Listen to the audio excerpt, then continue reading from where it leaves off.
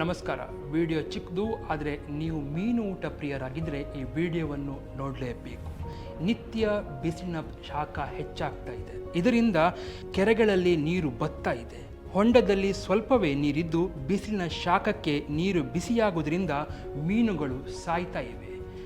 ಕಡಿಮೆ ನೀರಿನಿಂದ ಮೀನುಗಳಿಗೆ ಓಡಾಡಲು ಕೂಡ ಜಾಗ ಸಿಗ್ತಾ ಇಲ್ಲ.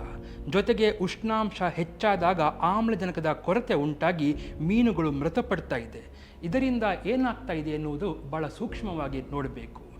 ಅರಕ್ಕೊಳಗೋಡಿನ ಕೆರೆಗಳಲ್ಲಿ ಮೀನನ್ನು ಹಿಡಿದು ತಿಂದಂಥ ಸುಮಾರು 20 ಮಂದಿ ಅಸ್ವಸ್ಥರಾಗಿದ್ದಾರೆ ಮತ್ತು ಅದರಲ್ಲಿ 2 ಪ್ರಾಣವನ್ನು ತ್ಯಜಿಸಿದ್ದಾರೆ. ವೈದ್ಯರ ಪ್ರಕಾರ ಕೆರೆಗಳಲ್ಲಿ ಮೀನಿನ ಸಂತತಿಗಳ ಕಡಿಮೆಯಾಗುವುದು, ಮತ್ತೊಂದು ಕಡೆಯಲ್ಲಿ ಮೀನುಗಳು ನಿರಂತರವಾಗಿ ಸಾಯ್ತಾ ಇರೋದರಿಂದ ಅಂತಹ ಮೀನನ್ನು ಹಿಡಿದಂಥ ಜನರು ಅದರಿಂದ ಮಾಡಿದಂಥ ಅಡುಗೆ ಪದಾರ್ಥವನ್ನು ಸೇವಿಸುವುದರಿಂದ ಅದು ವಿಷಕಾರಿಯಾಗಿ ಬದಲಾಗ್ತಾ ಇದೆ. ಯಾಕಂತ ಹೇಳಿದ್ರೆ ಮೀನುಗಳು 3-4 ದಿನಗಳ ಹಿಂದೆ ಸತ್ತಿರ್ತವೆ ಮತ್ತು ಅದಕ್ಕೆ ಬ್ಯಾಕ್ಟೀರಿಯಾಗಳ ದಾಳಿ ಕೂಡ ಆಗಿರುತ್ತೆ. ಅಂಥ ಮೀನನ್ನು ಹಿಡಿದು ತಿಂದರೆ ಖಂಡಿತ ಕೂಡ ಅದು ಜೀವಕ್ಕೆ ಒಳ್ಳೆಯದಲ್ಲ ಮತ್ತು ಅದು ಪ್ರಾಣಕ್ಕೆ ಕೂಡ ಸಂಚಕ ಎನ್ನುವ ಮಾತನ್ನು ಅವರು ಹೇಳಿದ್ದಾರೆ. ವಿಚಾರ ಚಿಕ್ಕದು, ಆದರೆ ಇದನ್ನು ನೀವು ಸರಿಯಾಗಿ ಅರ್ಥ ಮಾಡಿಕೊಂಡು ಅನೇಕರಿಗೆ ಇದರ ಮಾಹಿತಿಯನ್ನು ಹೇಳುವುದರ ಮೂಲಕ ಜಾಗೃತಿಯನ್ನು ಕೂಡ ಮೂಡಿಸಬಹುದು.